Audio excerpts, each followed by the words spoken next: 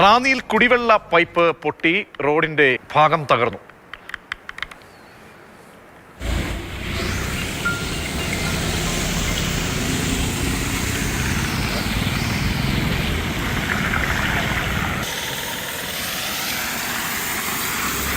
ബിലാൽ, ഏത് ഭാഗത്താണ് ഇപ്പോൾ പൈപ്പ് പൊട്ടിയിരിക്കുന്നത്? എത്രത്തോളം ദുരിതം അനുഭവിക്കുന്നത്? എത്ര നേരമായിട്ടുണ്ട് ഈ സംഭവം ഉണ്ടായിട്ട്?